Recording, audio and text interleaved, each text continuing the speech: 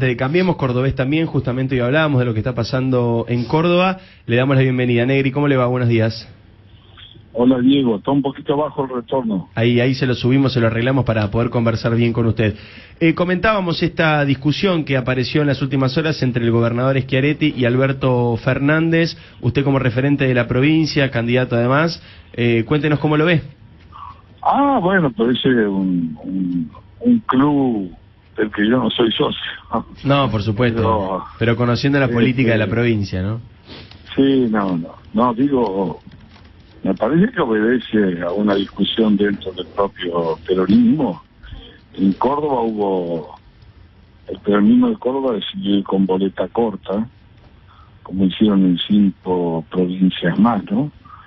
Y nosotros tuvimos un resultado por demás significativo en este contexto, de un 47%, y he visto, sí, ahí tuvo un debate alrededor de eso, pero como que está ratificado que oficialmente el peronismo de la provincia va a ir con boleta única. Córdoba es muy particular, es independientemente de la vida del peronismo, ¿no?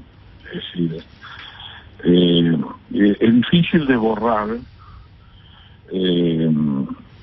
la percepción y la actuación que tuvo el kirchnerismo sobre la provincia de Córdoba durante 12 años, porque primero creo que no entendió cómo es el proceso productivo de Córdoba nunca, que es un proceso productivo vinculado fuertemente a la agroindustria, a la actividad primaria, al turismo, a la ganadería, lácteo. Córdoba podría ser un país de Europa cómodamente, en geografía, en cantidad de habitantes y tipo de producción.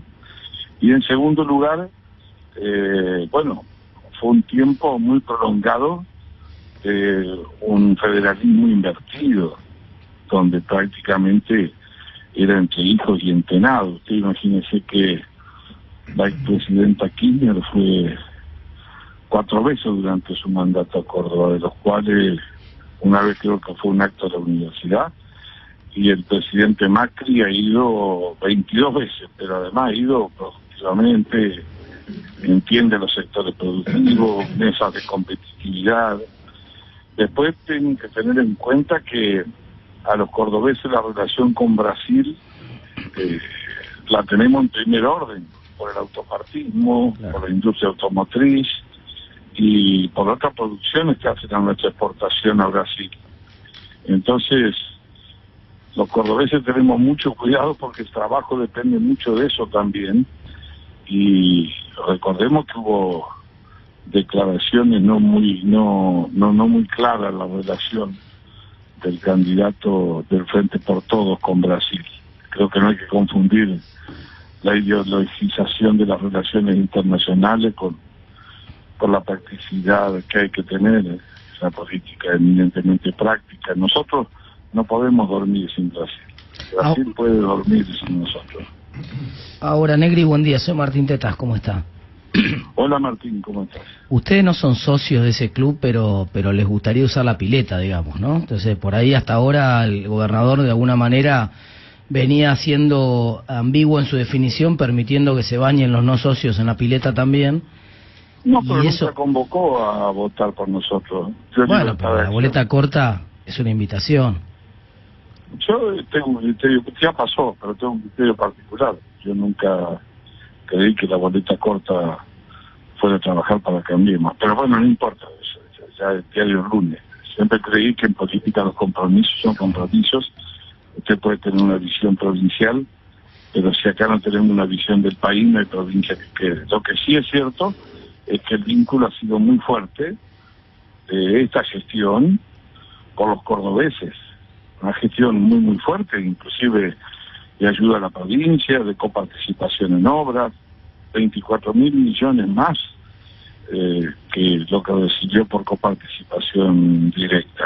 Y además de eso, recuerde usted que cuando asumió Macri, el primer regalo que le hizo la Corte Suprema no fue un ramo de claveles, sino una sentencia, dentro de las cuales una de las demandas era de Córdoba, que yo acompañé a firmar porque era justo el reclamo, San Luis y Santa Fe, y lo primero que hizo el presidente fue llamarlo para arreglar, después ha ayudado a la empresa de energía y ha ayudado al déficit que tiene la caja de jubilaciones en la provincia. Entonces, el vínculo con Córdoba es muy, muy fuerte.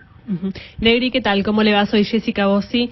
Lo llevo al temas vinculados al Congreso de la Nación porque la semana pasada aprobaron la emergencia alimentaria, después de mucho tiempo sin poder ponerse de acuerdo para sesionar. Ahora viene otro tema que es el presupuesto, que lo va a presentar Hernán Lacunza. Sí, ahora voy a estar con él. Bueno, ¿cómo? Pero va a presentar un presupuesto en el contexto de la realidad argentina que vivimos hoy, de la incertidumbre económica, de un proceso preelectoral y que pretende tener un grado de racionalidad. No es un dibujo a mano alzada. Después usted podrá discutir en un país que en el último tiempo, entre dos devaluaciones, ha tenido saltos profundos. Pero lo único que va a hacer es la presentación para cumplir con la ley, pero el presupuesto no se va a tratar hasta después de las elecciones, como hicimos en el 2017. Es decir, que pasa para adelante el tratamiento y eventualmente con un resultado puesto. Lo responsable, lo racional, están en medio de las elecciones, así que descuento que va a ser así. Así lo hicimos hasta en el 2017, que era parlamentaria la elección. Usted hace poco dijo, Negri, que ahora está de moda hablar del milagro de Portugal. Si Macri hubiera vuelto de Lisboa y hubiera dicho que haría la mitad de lo que se hizo ahí, no duraba 2 minutos. Cuéntenos un poco esto. Sí, yo creo que menos de 2 minutos, 1 minuto y medio. Pero primero porque hay que explicar bien el contexto.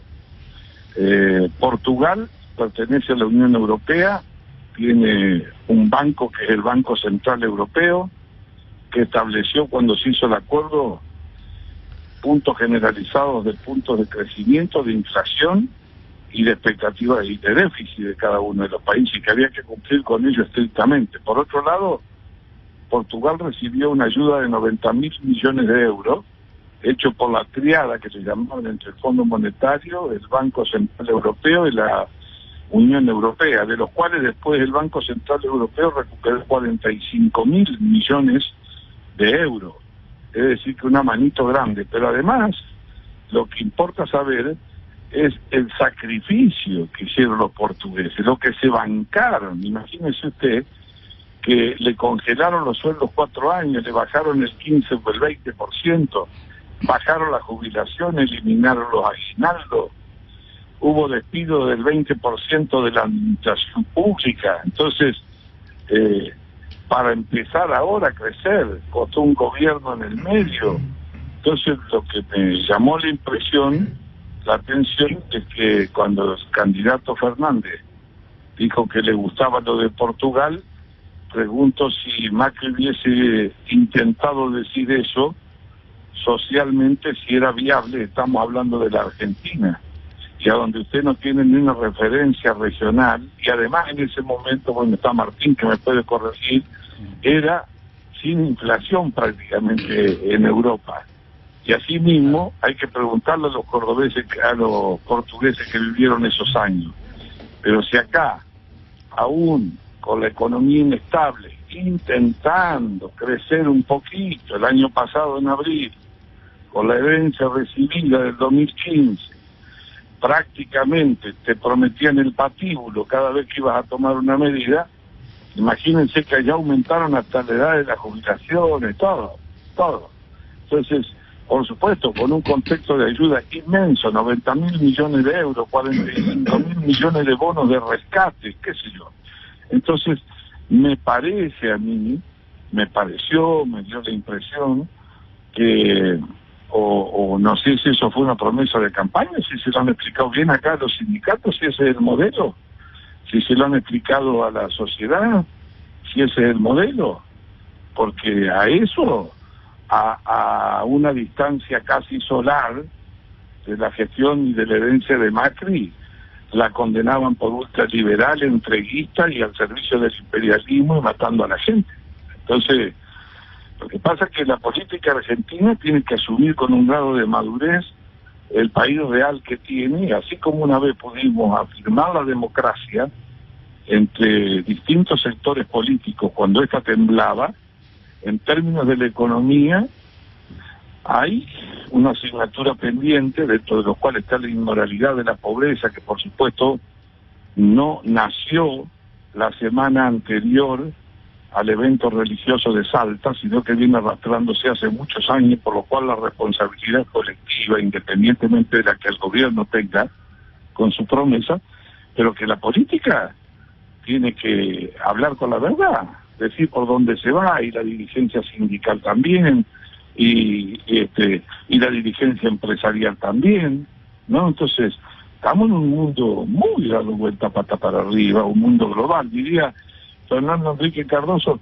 No sé qué mundo viene, cuál es el que viene, de qué manera lo vamos a enfrentar, cuál es la política exterior de la Argentina que vamos a tener, hacia dónde vamos a ir. Usted de Macri sabe lo que piensa del mundo, le puede gustar o no. Sí. Ahora, el último recuerdo que tenemos de los que ganaron de las paces del mundo, todavía no sabemos cuál es el nuevo, ¿no? Recién usted hacía referencia a lo que pasó en Salta, a las palabras del arzobispo Mario Carnielo, que le dijo a Mauricio Macri: Mauricio, has hablado de pobreza, llévate el rostro de los pobres, que son argentinos, dignos, respetuosos, y merecen que nos pongamos de rodillas delante de ellos. ¿Le pareció que estuvo mal el arzobispo? No, yo estoy totalmente de acuerdo con el señor Carnielo. Supongo yo que lo habrá repetido todos los años que hubo un presidente, inclusive en la gestión anterior. Yo no recuerdo, pero debe haber sido así, porque en el 2015 ya teníamos el 30% de pobres, y es una inmoralidad.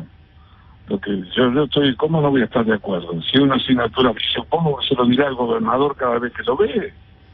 Lo que sucede es que se había armado una expectativa política de un sacerdote que capaz que milita en algún lado, tiene derecho de intentar decir que el presidente no dé una vuelta por Salta, ¿no? Me parece que hay que tener una Argentina más madura, hay que medir las palabras, hay mucha incertidumbre económica, hay gente que tiene mucho sufrimiento, lo digo con el mayor de los respetos. Por eso a mí Don Mejía me encantó, y por eso la interpreté que era para todos.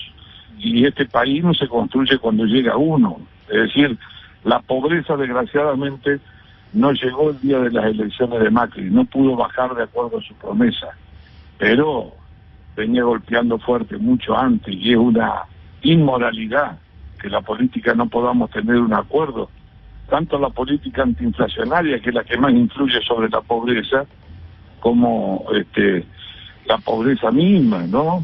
A pesar del esfuerzo social que ha hecho este gobierno, que el 75%, y por supuesto, y se ve que cuando usted tiene devaluaciones grandes y golpea en el bolsillo, no alcanza, y también de formadores de precios, y nosotros aprobamos una ley de defensa de la competencia, y bueno, y no se le ejerce, hay que crear conciencia, porque contra los concentradores de precios y todo. Imagínense, yo estuve este fin de semana en el supermercado, fui a buscar no voy a dar la marca, una galleta para sin TAC, para mi familia, mi esposa, que sería.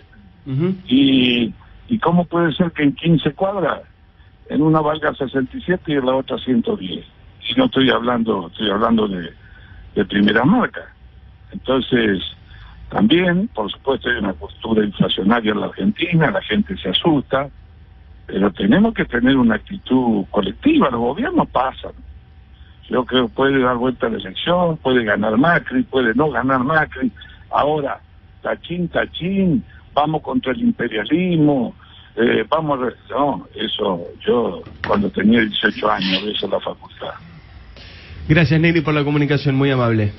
Un gusto haber hablado con usted. Igualmente, Mario Negri, diputado